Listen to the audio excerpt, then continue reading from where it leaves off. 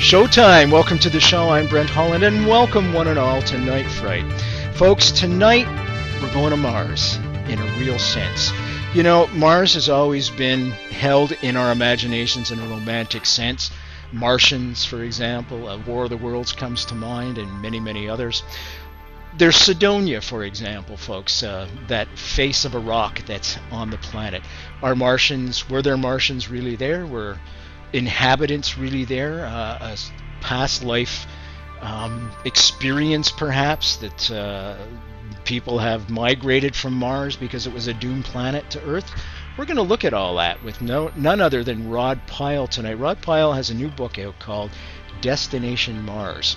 Easy way to get the book, folks, www.nightfrightshow.com. Don't go anywhere. Sit in your comfy chair, put the tea on, get the coffee going, get a beverage of your choice going. Relax. The whole next hour, we're going to be looking at curiosity. We're going to be looking at what it takes to land a person on Mars. And we're going to be looking at real-life dynamics that are going on right now inside of Mars. Strap in and hang on. Here we go.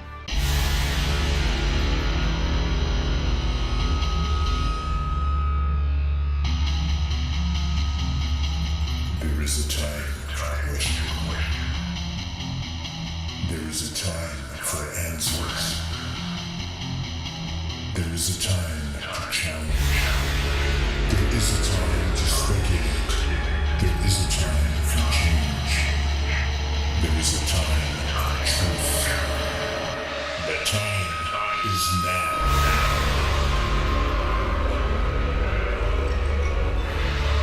Welcome to Night Fright, your voice in the dark for harmony and conspiracy.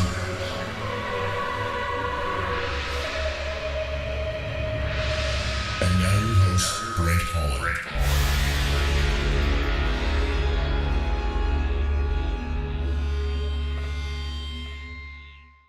Welcome, welcome one and all. Welcome to Night Fright. I'm your host, Brent Holland. Rod Pyle's our guest tonight as I reach for his biography.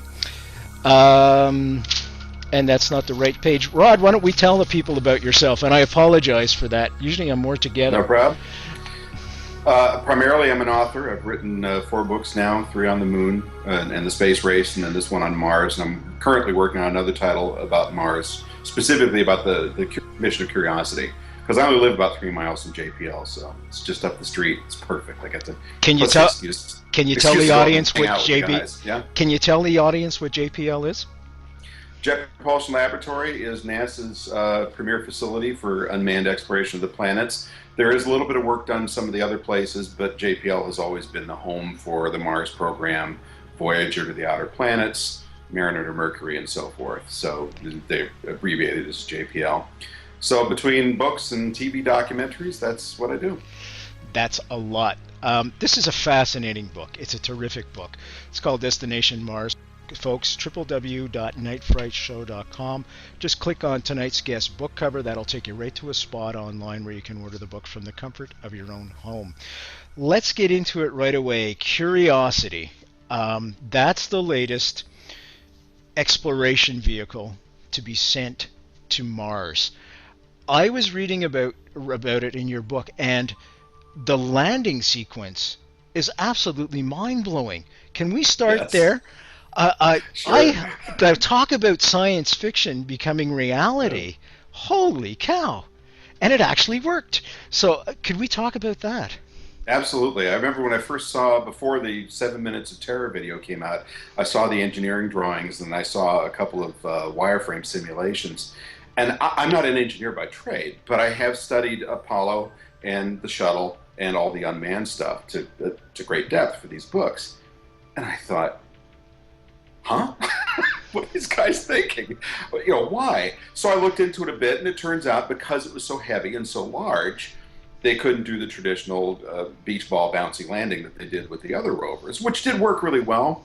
But it also isn't pinpoint in any sense. That's right. You're lucky if you get within a couple of kilometers of your target.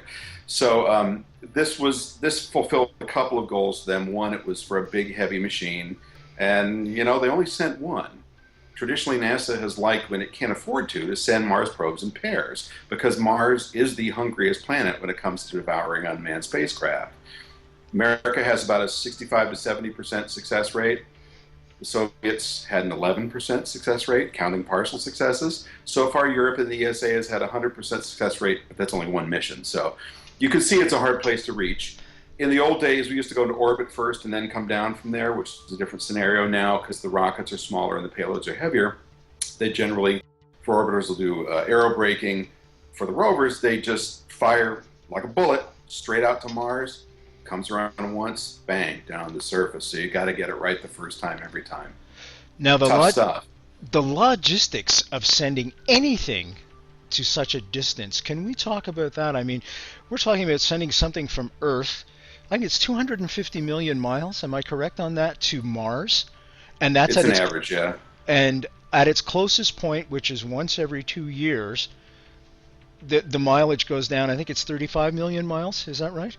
It depends on the approach. That's opposition, and it can be anywhere from the high 30s to the mid 50s or low 60s. But remember that because you're going out, you're not firing in a straight line. It's leaving Earth and it's curving out to match the Martian orbit. So it actually follows a much longer trajectory. So it's still Mars' closest approach. So it's the best you can do, but you're still going a couple 100 million miles to get there, and you got to hit it right at the right moment. And as the Russians found out in the day, and we found out once or twice, if you're off a little bit, you either go shooting past the planet out into a solar orbit, or you run smack dab into the planet, which they've done a number of times, and we did once, and it was a bad day. We jest at it as being a bad day, but again, the mathematical calculations involved in even entertaining such an endeavor, it's just astronomical. What kind of team are we looking at to put something like that into outer space and then to successfully land on Mars? Is there a lot of jobs open for students, for example, if they're studying science? Yeah, JPL is interesting. It's the only NASA facility that's not run by NASA. NASA pays for it, but they actually hired Caltech, California Institute of Technology, which is also just down the street, to actually administrate and manage JPL. So there's a ton of students working in there, and that's good because it saves them money. It's a great way to bring future engineers and scientists into the program. And as you can imagine, every little detail is agonized over. As I like to say in the book, nothing is wasted in space exploration, and certainly nothing is wasted in our federal space exploration budget, because there isn't much of it. I mean, when you think about the cost of Curiosity, people were moaning about, oh my God, it's $2.4 billion. And it was over budget. But one way to contextualize that in the U.S. economy is that's about 4 days of combat operations overseas. Very good. So if you look at it that way, it's not a whole lot of money. I'm not saying that we shouldn't, have our military involvements necessarily, but just to put things in the bigger scale. And the other thing is, it's all spent here on Earth. We're not shoving gold doubloons into rockets and launching them into orbit. We spend the money here to hire Americans and Canadians and people all over the place to build these things, and it's one of the few things that we still do really, really well. Absolutely. 99% of that thing is built here. And I've always felt, and still do, that the space program represents the best of us, folks. And I say that with all sincerity because on the very same day that the Mars Curiosity rover landed successfully on Mars, the next news item was that the Taliban had beheaded 12 people for having the audacity to dance. So we have this incredible dichotomy, and Rod is very correct. It hires the best minds, we problem solve, and it gives us a goal to push humanity forward. There's so many things that have filtered down from space exploration in terms of ideas, in terms of making the environment, everything about it so much better. We're speaking with Rod Pyle tonight. His book is called Destination Mars, www.nightfrightshow.com. Just click on tonight's guest book cover. That's going to take you right to a spot where you can order the book from the comfort of your own home. Rod, let's talk a little bit more about the Curiosity endeavor. James Cameron was involved on the peripherals. Can we talk about that? There's another Canadian connection, folks, by the way. He was born in Oh, I was going to say Sudbury. It's like just a little Elliott Lake, Ontario, for those of you that didn't know. So, can we talk a little bit about that connection? He's been interested in, well, Mr. Cameron's interested in anything extreme, as we've seen. You know, he made the movie about Titanic, and I don't know how many dives he's made down there, but if anybody owns that wreck at this point, it's him. He also got interested in space exploration. He's now one of the people involved in that asteroid venture, that asteroid mining venture that they're talking about up in Silicon Valley. Oh, can you tell us about that? He's part of that. All I know is that there's him and a couple of software magnates who have decided that they want to privately fund a company to go out and chase down asteroids and bring back the raw materials from them, because there's a lot of rare earths in those things, along with other elements that are handy to have. Some of them can be brought down to Earth for use here. But the other thing is, you know, those are already in orbit. And if you want to build things in orbit, you can either spend a whole lot of money to launch heavy metal assemblies up from Earth with big chemical rockets, or you can find metal that's already out there, smelt it, and use it to make things in orbit, so that you're already out of the gravity well. So they've got a lot of plans. His involvement with Mars was a little more peripheral. He got very interested in the optics of the whole thing. And there's one company called Malin Space Systems down in San Diego that kind of owns along with the University of Arizona, owns the optical space for the unmanned space program, especially for Mars. So Malin has done most of the orbital cameras. He also did the cameras for this rover. And Cameron was interested in that part of it. He was interested in the high-def television aspect, which this is our first high-def mission, which is really something. And I believe he was also interested in the Mars microphone, which is something we still haven't managed to do. Phoenix took up a microphone, but it didn't work.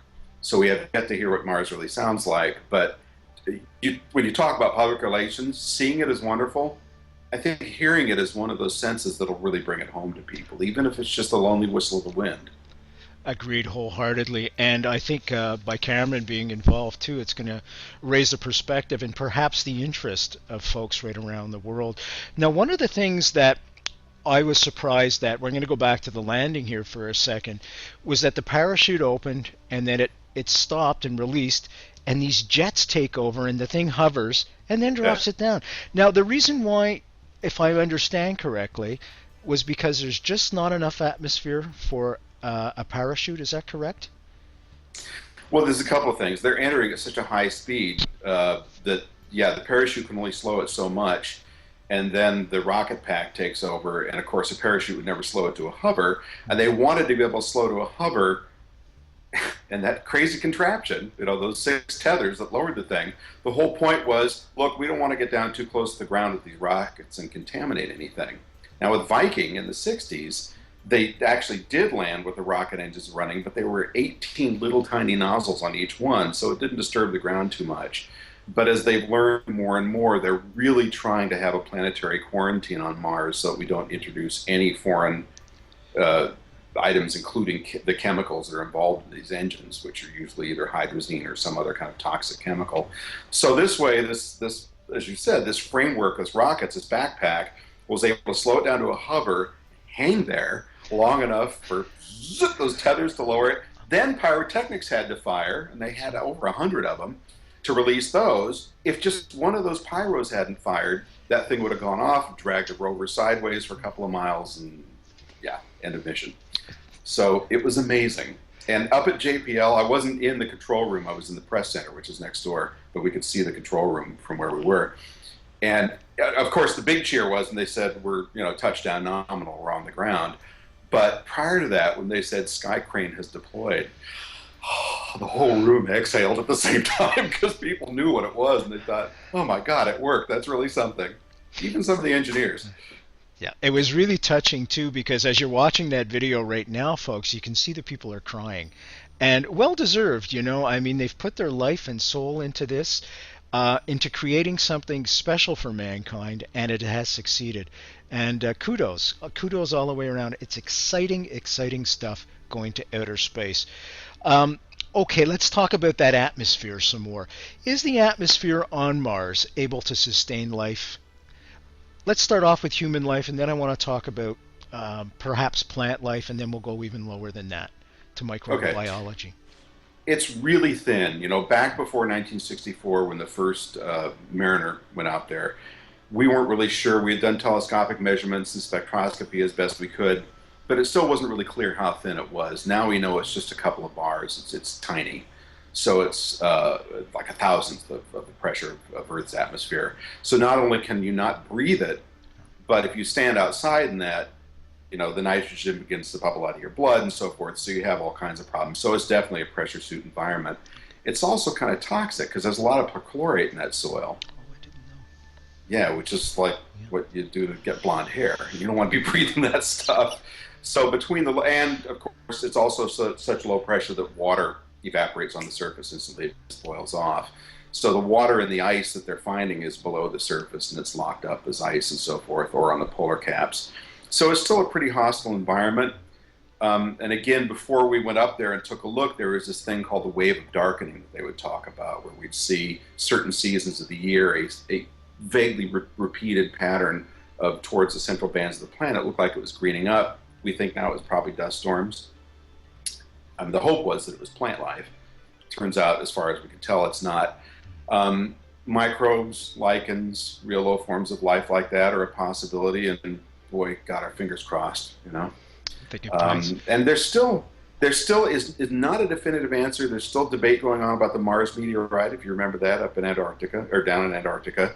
They found that meteor, looks like it might have had organic fossils in it. It was definitely from Mars. A lot of meteors coming from Mars because we're adjacent. And then Viking. Christopher McKay up at NASA Ames up near Stanford University did some work. He does a lot of work in extreme environments. He's interested in extreme life, extreme files, which we didn't know about in the 70s when the Viking research was going on. But the Viking landers had a very basic capacity to look at life. They basically take some soil, stick it in little ovens, add some nutrients, bake it, burn it, do different things to see if there's any metabolism going on. It was a very simple approach because we didn't know about things like the life living down the hot ocean vents and so far at that point. Now that we know that, and McKay has spent a lot of time in these really hostile environments like the dry valleys in Antarctica and the Atacama Desert down in Central America, South America. Devon Island. He redid some of the Viking experiments under those conditions, and in an area of science where people usually couch their phrases as, well, we think possibly that maybe that there might be, he came out in a paper and basically said, look, as far as I'm concerned, I think Viking found life. And I think we're going to find it again. Wow, that's exciting. A lot of us said, hey, that's great. Okay, while we're on the subject of life, and human life for that, or Martian life, if you will, Cydonia. Your comments on Cydonia. Well, like everybody, I was sort of stunned when I saw that photo. And it was important to bear in mind at the time, this was Viking orbiters. Anything smaller than a large trailer park was invisible, you know. So really the resolution was pretty low. It was the best we'd ever had, but it was still pretty low.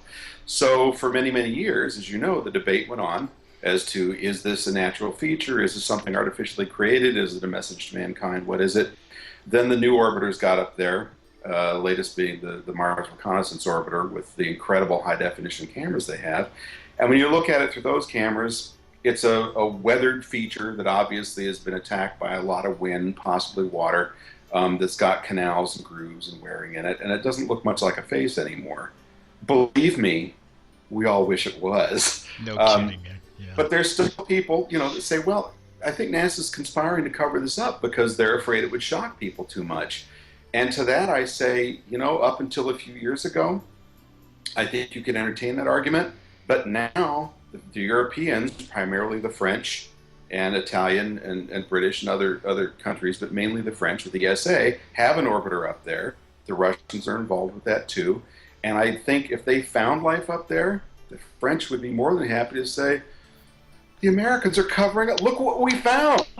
I mean, come on, you know? So I same with the moon. You know, we've got the Chinese and the Indians going around the moon. They're looking down. If the Apollo landers weren't there, I think they'd be the first to say, you guys lied. But we've got images now of the old lunar module landing stage.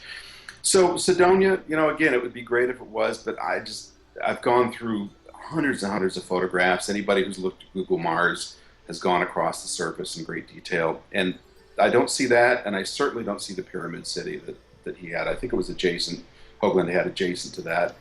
So I appreciate the work he's put into it. But what I have noticed is the better the optics get on the orbiting probes, the more complex the theories have to get to keep it alive. So personally, I'm not a believer. Fair enough. And I tend to agree with you because I think if NASA did find life of that stature anywhere, I think they would let it be known right away because their funding would just go exponential Instant through this. funding. Absolutely. It would make Apollo look like a trickle. Precisely. At one point, that was 5% of the national budget. So, yeah, I mean, if we found a city up there, they'd be the first to say, we got to send people, let's go. That's right. Yeah, I agree completely with you. But, you know, we romanticize this, and I guess it goes back to H.G. Wells and so many things before that. Now, in the history of Mars, we've always associated mankind, through mythology, through legend, Mars with war. Any idea why that is? Is that because of the color red of the planet? Primarily, is from what I've been able to tell from reading a lot about that, it was the color, and also it behaved very oddly. And this was not specifically relating it to warfare, but it was a queer planet because all the planets move at different speed from the stars. So they noticed that, which is why they call them planates or wanderers. But Mars was especially odd because of these adjacent orbits we have. It went retrograde. So it'll be going through the sky, and then suddenly over a period of nights, it'll go backwards, and then it'll go back this way. And if you're the ancients who are still struggling to explain, are these things pinholes in a big bowl? Or is it a crystal? And did we have, they came up with epicycles and all kinds of complex descriptions. And the Earth is flat.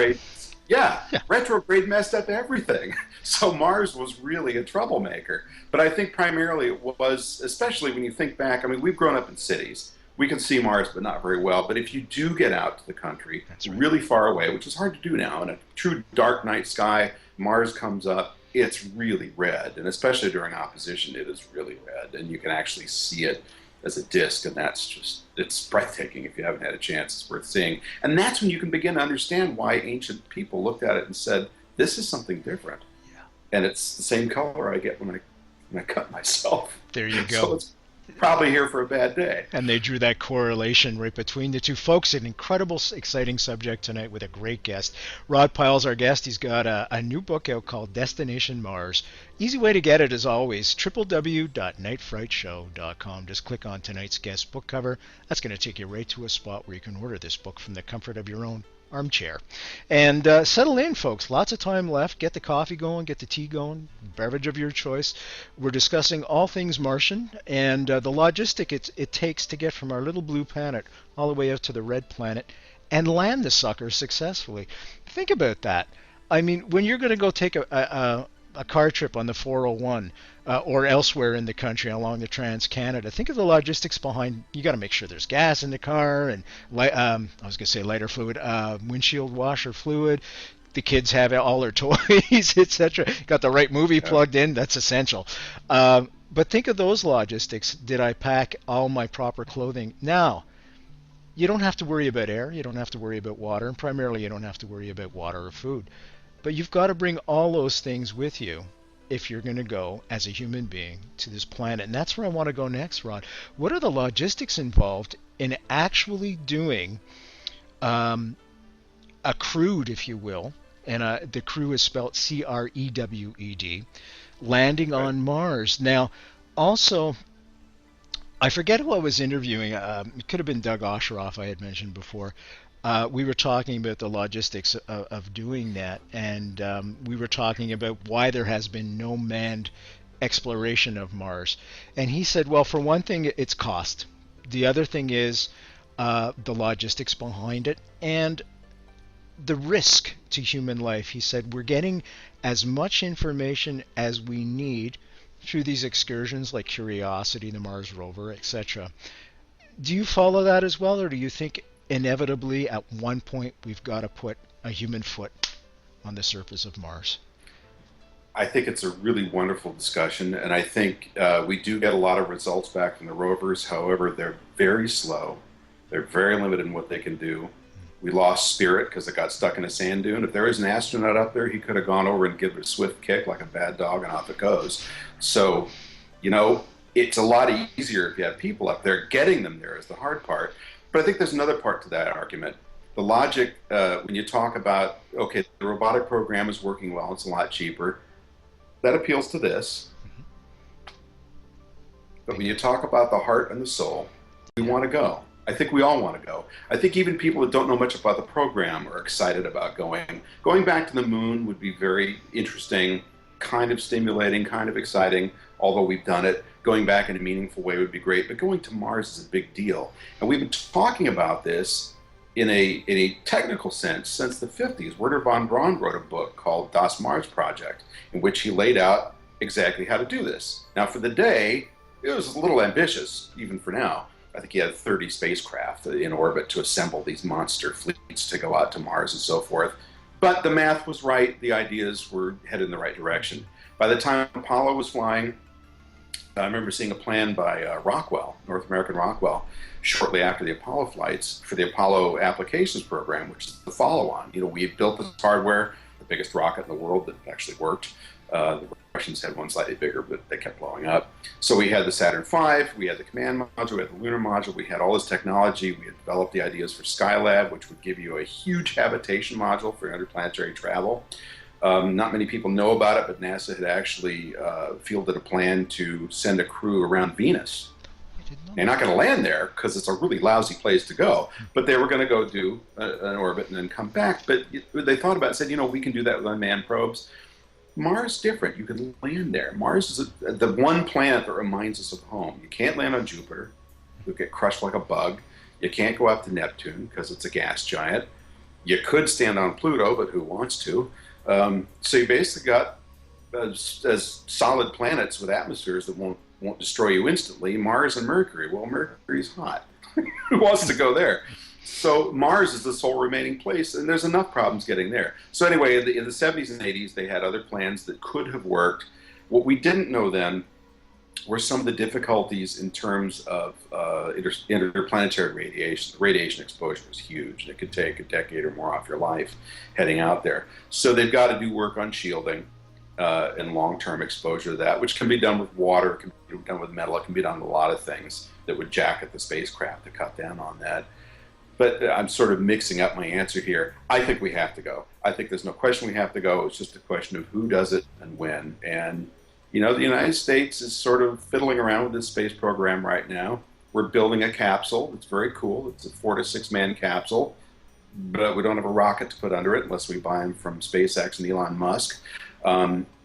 We may build a heavy lift launcher. We're not really sure. We may go to the asteroids. We may this, we may that. Meanwhile, while we're fiddling around and changing administrations every 4 to 8 years, the Chinese, who don't have those complications, have said, yeah, we're going to the moon and we're going to Mars. That's it. Decision made. No discussion. So they've been in orbit a number of times. They've bought old Soviet-era hardware and improved it a great deal. And it's important to remember the stuff they're flying was the same spacecraft that was built to beat us to the moon. So we know it was designed to be moon capable. They sent it around the moon a few times without people in it, but it had animals. So I think it's just a question of time before the Chinese get to the moon, and once they've done that trip, Mars becomes a lot simpler. Then they've got it. You know, I agree with you. We do have to go to Mars, and I think the reason is as simple as this. In the movie Apollo 13, folks, Tom Hanks says to his wife at one point, he's looking up at the moon, he's doing this thing with his thumb, he said, you know, it's not a miracle that we went. Yeah, we just thought it up and we did it. And we decided to go. Bingo. And more than anything else, we set this goal for humanity and we achieved it. And I think if we can translate that goal setting and achievement back down here on Earth, there's nothing that can stop us. And we won't be beheading women anymore and for dancing or stoning them either. Let's continue now. Let's talk about SpaceX, which is the private enterprise. And you mentioned Cameron before. With his, he's going to fund privately to bring back minerals off of not asteroids, meteors. Do you asteroids. Think? It is asteroids. Okay, my apologies. Do you think the two of them are going to come together? And are there lessons there to be learned from how the Europeans came over to the New World in terms of, because that's what really put the funding behind the exploration of the New World, was the fact that they could exploit it and make a buck off of it. And all through humankind, that seems to be one of the big motivations to make a buck off stuff. Do you think that's really going to put it back on the map, so to speak, and employ a lot more people like miners and things like that? I hope so. You know, if we could find a huge deposit of diamonds or a bunch of beautiful green-skinned young women up on Mars, we'd probably get there a lot faster than we're going to get there doing what we're doing. But that's not the case. You know, Star Trek, it isn't. You know, so I think the idea behind Cameron and his cadre of people saying, okay, there's enough on the asteroids to make it worth going out there, is a good one. And SpaceX is a natural. They're a private company. They've funded most of this development themselves. They just recently started getting NASA money. I think they'll be man-rated within 3 years, maybe less. And so that becomes a very real option. And they've got a capsule. It's smaller than the Orion capsule, which is NASA's, but they've got a capsule. It works. It docked with the space station. You know, a lot of people saw that on the news, that last moment, but it was a big deal. I know people on the space station operation at NASA, and they were worried because they said, look, you want to fly in orbit? It's a private company? Great. You want to fly around? That's great. You get within 100 meters of my space station, we're going to have a discussion, because they don't want it running into the thing, which is why they parked it and they brought it in with your arm, right? The Canadarm. The Canadarm, folks. Yeah, because they said, sorry, yeah, the Canadarm, not your right arm. Because they were worried about the intricacies of docking. And there have been problems before with bumps and scrapes with the Russian resupply modules and so forth. But SpaceX has really done an amazing thing, and they've done it a lot cheaper than the government's done it in the past. That said, it's important to remember NASA has never really built a rocket in its life. Way early on, a couple of little tiny ones. But it's always built by American industry. Saturn V? There's aerospace contractors, yeah. Saturn V was built by Boeing, Chrysler, Rockwell, and Lockheed. Wow. So it's always private contractors, but they're entirely funded by government money. What made SpaceX different, of course, is that Elon Musk said, I'm going to do this myself. And he did. But he had the benefit of 40, 50 years of NASA building rockets, plans that are made public that you or I can go look at and say, oh, you know, the Saturn V blew up when they did it this way, so let's do it that way. Didn't actually blow up. The engines blew up a lot. They had a lot of trouble with that engine development. So I think private industry does have a role in the future, and I just hope that somehow, whether it's through a collaboration between private industry and government here, private industry and governments worldwide, or worldwide governments getting together and hiring private industry to be involved in some way, that there could be a more collaborative effort to do this, because, you know, it's not the old days, the 60s, where it was the United States and the Soviet Union, and it's this war without bullets of my technology and system of government is better than yours, no, comrade, mine is better than yours. We're not going to have that this time. And I don't think things are going to play out that way with China. They're trading partners. We're globalized. We owe them a lot of money. So it's not the kind of thing we want to do to get into that kind of competition with them. I think we'd be far better off cooperating. Agreed. Folks, Rod Pyle's our guest tonight. We're talking about Mars. We're talking about space in general. Lots of time left. You're just joining us. No problem at all, folks. Just sit down, relax. Take put your feet up, take the load off, as they say. Get the coffee going, get the tea going. Easy way to get his book, Destination Mars. A lot of great ideas in here, folks, and a lot of history as well. He's got real-world interviews with the folks that were there in the trenches. You're going to really enjoy this book. www.nightfrightshow.com. Just click on tonight's guest book cover. Take you right to a spot where you can order the book from the comfort of your home. Let's continue with that logistics of putting human beings on such a distant planet. You had mentioned radiation. That was one of my questions for you in this segment of questions. But also, what are the psychological and physical effects? Would it affect our DNA? You know, they've done a ton of, one of the things that's good about having a space station is they're able to do a lot of work with that, and apparently the radiation would with that kind of exposure. So that's a big concern. As you said, physical conditioning. You know, we've done experiments on both the shuttle and the space station with treadmills, and, you know, they have bungee cords that hold you down on the treadmill so you can run in 0G. Ultimately, I think if it's affordable, of course, the best thing is to have a spinning habitation that creates maybe a third or a half a G of gravity, just to keep the fluids in your body where they belong, to keep the muscles from atrophying, to keep the bones from decalcifying and all that, because a lot of bad things happen to the body over time when you're up in space. As far as psychological factors, the Russians just completed this, I think the last one was 300 and something days. Now they're doing a 500-day study of basically locking people in a Mars hab and saying, or or Marsagrad, whatever they're calling it, and seeing what happens. And, they had some problems. They've also done similar things in caves, the Russians and other people, to see how they would handle this kind of extreme long-term exposure to each other in a small environment. And, the people have to be pretty special. Even the Apollo crews, they were locked up in that command module for a couple of days apiece, shoulder to shoulder. It looks big in the movie Apollo 13, but if you ever see an Apollo capsule, you look in there and go, you're kidding. Yeah, I don't think I would fit in one. There's a little bit of room to float under the couch and hang out down there by yourself, but you're in there shoulder to shoulder with two other guys. Yeah, you think airplanes today are tight, folks. Go take a look at a capsule. Oh, man, it's unbelievable. Well, have you ever seen the Mercury capsule? Those guys had to be under 6 feet. I think 5'9" was the maximum. And there's a panel that comes right up to your chest, and another panel that's right in your face like that, with a little attitude indicator. And the first ones didn't even have a window. They had a little periscope, the first two. Can you imagine? They close that hatch. It's an inch above your helmet. There's no window to the outside. So those guys were a breed apart, for sure. And there aren't many of them left. They were just mentioning Chris Hadfield, folks, a Canadian astronaut, is going back up to command the International Space Station. And they were saying that he's going up. I figured, a month and a half, 2 months max. 6 months he's going to be away from his family. That's a hell of a long time.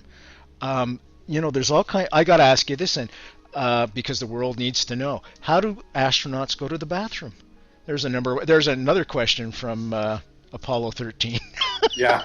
Well, in the Apollo days and up through Skylab, they had if you're doing a onesie, it was all guys at that point. So they had what looked like a condom in a tube, and they just whittled in there, and that was that. And then they sent it overboard. You had to be very careful to disengage before you hit the dump valve, though, or you'd go with it. That would be very painful. Thank you for that visual. I'll be haunted all night now. Thank you. Yeah, sorry. For doing a number 2, they had a thing, I kid you not, it looked like an inverted rubber hat. The rim was a gasket with sticky stuff on it, and you put it on. You did your number. Then you broke a little chemical stick in there, and you had to take your hand and sort of squeeze it around so that it would start to break down the waste products, and then you stick it in the locker and take it home. With the shuttle, they actually came up with a zero-G toilet. They did a lot of work on this thing, and it's very complex. It's got a centrifuge in it and chopping blades and all kinds of stuff. And I assume they have the same thing on the space station. I don't know how much it's evolved past that. But, in zero-G, you got a problem, because the last thing you want is floaters. That's the real problem. In the Apollo days, again, they had trouble because guys would get space sick and they'd throw up in the capsule. That's right. And if you throw up with a helmet on, of course, you're in real trouble. But even throwing up in the capsule, this stuff's drifting around. It's getting behind the control panels. It can short things out. It's stinky, like you're saying. Yeah. So you got to make sure that the fluids and the semi-fluids stay where they belong, which is somewhere in a plastic bag. So it's a complex operation. Actually, the Apollo crews got to the point where they were doing very low residue diets just so they wouldn't have to for days. Wow. Yeah, they control their diets on the way out, other than the steak and egg breakfast before lunch, because that was traditional. But a lot of them would just cut way down and say, because onesies are fine, twosies, I'm not doing it. So I absolutely have to. You need that. Preferably after the moonwalk. So there you go, folks. Inquiring minds needed to know, and now you know. You see why you tune into Night Fright every night? Because this is why. Because we answer those profound questions of humanity. Yes. And also, folks, if you watch The Big Bang Theory, we all know what happened to Wolowitz when he made his zero-gravity toilet, and things ended up on the ceiling. So there you go. There's a plug for Big Bang Theory. I love that show, by the way. That's a terrific show. Yeah, and they're right around the corner from you. The Cheesecake Factory. Is there actually one in Pasadena? We're going off course here, but I love cheesecake. We were in Chicago in July. Every day I ate at the Cheesecake Factory. There's a reason why I look like this, folks. I was going to say it's bad for the diet. Yeah, we've got one just down. There's an area called Old Town, which is kind of our little revamped business area down there, the older part of Pasadena. And Cheesecake Factory is one of the first tenants. There you go, folks. Let's go back and be spacey some more. Folks, Destination Mars, our guests and I are having a lot of fun, and I'm learning a ton, as always, and you will too from this book. You'll come away with it with inspiration perhaps to find yourself involved in the space program, maybe on the peripherals, maybe directly, but it's something well worth entertaining the possibilities for. Destination Mars, Rod Pyle, www.nightfrightshow.com. Click on tonight's guest book cover. It's going to take you right to a spot where you can order the book. Let's go back now. Some more of the logistics. What size of crew would you send up to Mars if you were in charge? Has that already been discerned? They're not crazy enough to put me in charge. Because if I was in charge, we'd go in about 3 weeks. Yeah, send them on a one-way trip. That'll be exciting enough. There's been a lot of talk about that. Everything I've read has been 4, 6, 8 at the most, but I think 4 to 6 is kind of the optimum number they've talked about. And that depends on whether you're talking to the Russians, the Americans, because there's different schools of thought in the two countries too. Okay. How long, let's talk about that in terms of the moon landing. Would somebody stay up in an orbiter, perhaps, or would they all land? Would they land at the equator? How would that work out? Equatorial is always easiest because of the dynamics of the planet spinning and you going in to meet it and all that kind of thing. And also you're approaching it from basically the solar equator, if you will, the ecliptic. As far as who lands and so forth, everything I've seen has an orbiting vehicle left behind, except for some of the stuff done by Robert Zubrin, which you might be familiar with, Mars Direct. He's a profoundly pioneering guy who worked at Lockheed Martin for a long time, and now he has his own company. And he has done a lot of work on how can we get there quicker, easier, cheaper, faster. And his ideas primarily involved sort of this pioneering aspect of sending machines there to process raw materials for fuel, for oxygen, for water, for the things we need, which are on Mars. They're either in the atmosphere or the ground. And then fly out there, and you'll already have the fuel and so forth you need to come back. More recently, there's been a movement towards homesteading, which is fly out there and stay. And if you got to come back, you wait until the world governments get their act together and come pick you up. That's a little more daring, but I think there are people that would go. Yeah, I'm not so sure. We go to the moon without hesitation. That far away, I would really have to ponder it and give it some serious thought. How long would they stay? For example, if you mentioned they would stay forever, but the first time out, would they actually stay and just repopulate that the way they do with the International Space Station? Or do you think they'd bring them all back home? It depends on the program. Buzz Aldrin's done a lot of work with what he called the Mars Cycler, which is basically a vehicle that just keeps going along this long orbit between Earth and Mars, and you basically send shuttles up to it to send crew and bring crew back. So it just stays in this big orbit. It's a low energy orbit. And if you did that, you could basically have crew transfers every couple of years during these oppositions. But even just, the longest we ever stayed on the moon was about 2.5 days. So you're talking that this is a huge increment above that, and you've got to, even though you're on a planet that does have an atmosphere and has some more volatiles in it, you can use like water and so forth. You got to make sure everything works before you go, which is why I think a lot of people were really in favor of Constellation when that program was still going, because we were going to go back to the moon, prove some of these techniques about how long you can stay and recycling water and so forth, like we do on the space station, but do it in a gravitationally active environment and make sure all this stuff works. But that got canceled, so now we're back into figuring it out more abstractly. And see what's happening in terms of those things. Now, for you, what's the sexiest part of space travel for going into outer space? Now, I don't mean, the most romantic part, I should have said. I said sexy. Yeah. I do a lot of documentaries, and I've done a number on the space program, and of course, you can't beat a launch. And if you've ever seen one in person, you can't beat a launch. They're big, they're noisy, they're grand. And when chemical rockets finally pass on and we're using other technologies that are more efficient to get there, like so many things in the 20th century, we'll be sad to see that go, because there's something very grand. I never saw a Saturn V launch, but I saw 2 shuttle launches, a number of Atlases and smaller rockets, and it's, your heart's in your throat. So launch is very sexy. I think being a child of the Apollo era, because I'm in my 50s, it's really hard to beat moonwalks. And at the time, it was my parents were progressive enough to let me stay home and watch the moonwalks. But by the time Apollo 12 was over, where we lost the camera, so that was essentially a radio show anyway, they weren't showing it anymore. They were literally preempting the moonwalks to show I Love Lucy reruns because people didn't care. Then Apollo 13 came. Oh my God, we're going to lose this crew. People get very interested. Halfway through Apollo 14, it worked. Alan Shepard's a hero. It'll be fine. And interest began to wane again. And by the time 16 and 17 came, you were just seeing snippets of the spacewalks. Hopefully they were happening 3 or 4 in the morning, so you could actually see it not stacked against something else. But they were making room for soap operas by not showing the moonwalks.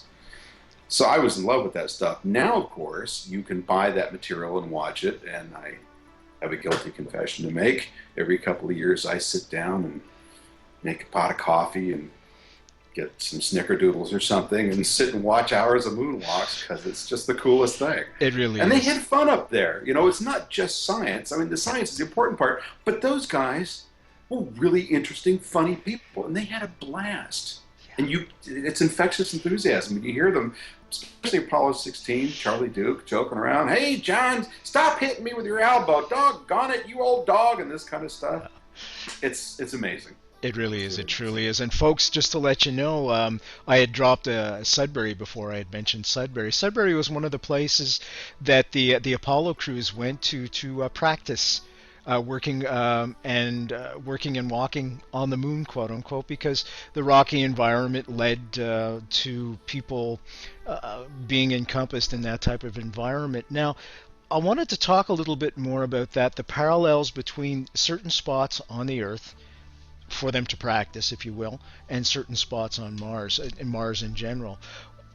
There's a big Canadian connection there, I believe, with Devon Island. Am I missed? Mm-hmm. Okay, can we talk a little bit about that? And you mentioned that in your book, by the way, Destination Mars, www.nightfrightshow.com. Just click on the book cover. There you go. Very good. Devon Island is Houghton Crater. There is an ancient impact crater, they think. And so the island is remote, it's dry, it's windswept, it's very cold. It's about as much like Mars as you can get on Earth. And the Mars Society, which is founded by this fellow Robert Zubrin I was talking about, and in cooperation with Discovery Channel and NASA and a bunch of other folks, but mainly on their own, built this habitat up there. And to this day, they run simulated missions up there that last for between 2 weeks and 6 weeks. They'll send up a crew of 8 people, and this is very remote. I mean, Devon's way up there. And it's hard to get to, and as a matter of fact, when they were building it, I think this was 1999, 2000, their crane broke in the middle of their operations, so they had to rig a block and tackle, and the Discovery Channel crew that was shooting the whole thing actually put all their equipment down and rolled up their sleeves and helped them finish this thing as they felt bad for them. So they've got this cool habitat up there.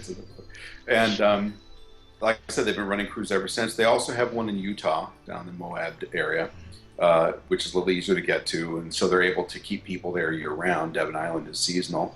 And, they have ATVs. They drive around. They do simulated geological runs and atmospheric experiments and everything else. They have to report back to home base. They have a 20-minute delay to simulate the distance between Earth and Mars. So they really do quite a good job. But NASA cooperated for the first 4 or 5 years, and now it's pretty much just funded by the Mars Society on their own. Wow, that's great that they can privately fund it like that. It's terrific. I've got a bunch of questions here. I'm looking at the time. We're going to have to run through them. Monopropellant fuel, what is that? That's a fuel that is blown past, it's pumped past a wire grid or some kind of reactant that causes it to expand rapidly enough that it'll actually create thrust. And a lot of, when you want a nice simple engine, that's the way to do it. There are also bipropellants that don't require ignition sources. So you put these two fuels together, and they really hate each other, and wham, off they go. You've got it. And that's like on the lunar module, both coming down and going up. That was the simplest way to do it. So they had hydrazine, and I forget what the oxidizer was, but basically when those two things mixed, they just went wham, and it was because you didn't want to get stuck there. Oh, no. It really sucked to be there and have the ascent engine not working. And in fact, in Apollo 11, just a quick aside, when they were going out, I think it was Neil Armstrong's backpack snapped off the arming switch for the ascent engine. So they got back in the thing after the moonwalk and went, uh-oh. Uh-oh. So it took them a few minutes. The guys on the ground are sweating bullets, and finally, I think it was Buzz Aldrin said, I got a pen. Let's try that. And uses Fisher Space Pen to snap the switch back on. Oh my God! I had no idea of that. They didn't make that mistake again. Yeah. Holy shoot! Could you imagine, folks? See, this is what makes me nervous about if I was to go to Mars. I don't know. What can I tell you? You've already mentioned there's an 18-minute delay between. Again, going back to Wolowitz, when he was making out with a girl, he had given a command to the moon module. The moon module, isn't that funny? To the Mars rover, and the Mars rover went over a cliff because it takes 18 minutes from the time you make a command to the time it receives it on Mars. We talked about parallels between Earth and Mars. Now, how did the planets come to be in general? One of the reasons why I thought of this question is because you had mentioned in the book, and I guess I had known this, but I'd never really entertained the thought that once you're past Mars, that's it for the hard rock planets. Sounds like a cafe or something, but but once you're past Mars, then you're into the gaseous planets. Is there something to do with the elliptical circumference of going around the sun? Is there something interplaying with that? My recollection, you're getting back into some cosmological questions from my college days, but when you've got the big gravitational source of the sun, and then you've got this thing called an accretion disk that forms of all the junk that comes in with it out of the nebula that was here before we were. So the rocks and the heavier elements tend to sink in towards the gravitational center of the sun, and then the lighter gases, because those gas giants have a lot of hydrogen and light gases in them, tend to stay at the outside. And that's why one of the reasons they always thought, this is weird, Pluto's out there and it's a rock or ice, they weren't sure which, but they thought it might be rocky. So it doesn't really fit the profile of the other gas planets, and eventually it got ejected off the planetary table and made a planetoid or whatever they're calling it now.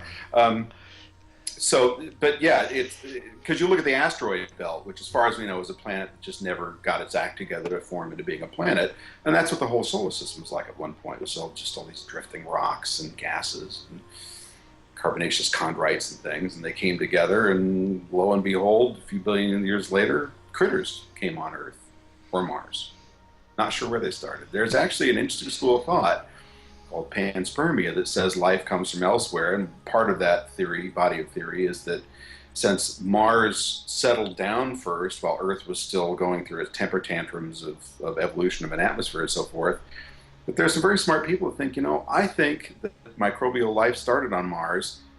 A meteor got knocked off, because we know that happens all the time. A piece of meteoritic material gets knocked off of Mars, makes it to Earth, and maybe that all started up there.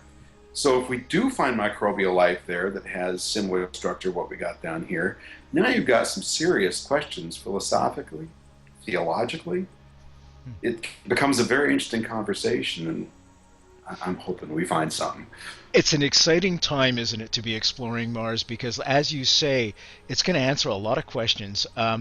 Again, with curiosity, it's absolutely incredible. Is it 10 different science experiments it's going to be able to perform in analyzing different aspects of the surface, different aspects of the rock mass. And it shifts it all back to Earth. I mean, again, the logistics, folks, I'm going to come back to this over and over again of doing something like that. Again, we just thought it up and we said, let's do this. How do they define precisely what it is they want to ascertain on a mission? Is there a group of people that sit down and pick numbers and say, okay, this is the one we're going with, and you're SOL? It's not quite that clean. They have a group of planetary scientists. They've got geologists, they've got chemists, they've got physicists, they've got astronomers, they've got biologists. All these people sit down first in their respective discipline, then together, and they fight. There's politer words for it, but it's a debate.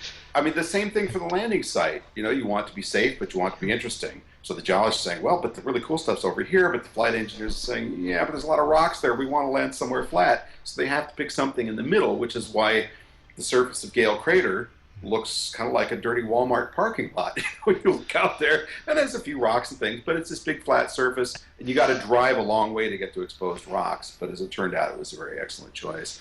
But yeah, they have to do a lot of wrangling to figure out not only where to go, but what to put on the machine. Yeah. Some of the really cool experiments are, they've got a thing called DAN, I don't remember what the acronym stands for, but it points straight down, look about 5 feet down into the ground to look for forms of hydrogen that indicate water. It's just looking straight down into the rocks and the dirt down there. Then they've got the ChemCam, which is on the mast, which is a spectrometer. They've always had spectrometers, but this one has a laser on it, as you're probably aware. Yeah. So rather than having to drive up with that, the APXS, which they also have, but on both Pathfinder and MER, they had to drive up and hold it on the rock for a long time to do their analysis. Now they can look at a rock up to about 25 feet away, hit it with a laser a few times, see what color the burn is, evaluate that, and then say, oh, yeah, we want to go closer and look at that. Or, nah, there's a little sand in between here and there. Let's not take the chance.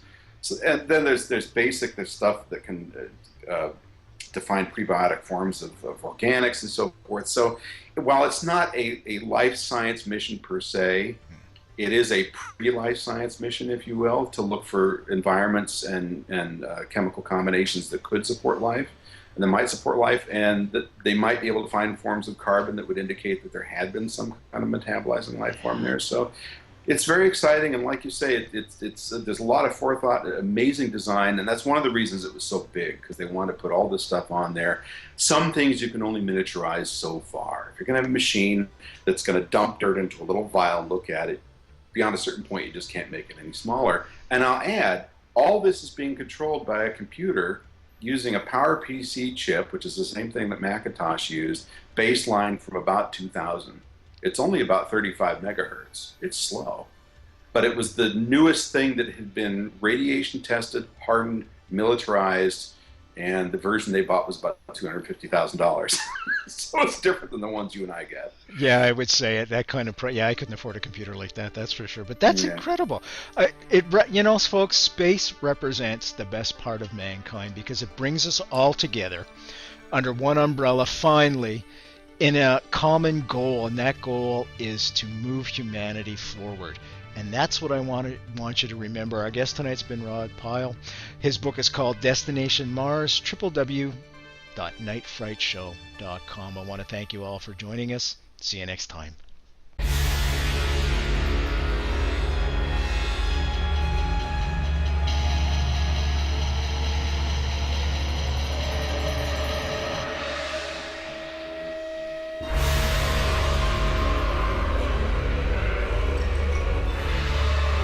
Listening to Night Fright and your host, Brent Holland. The time is now. Your voice in the dark for paranormal and conspiracy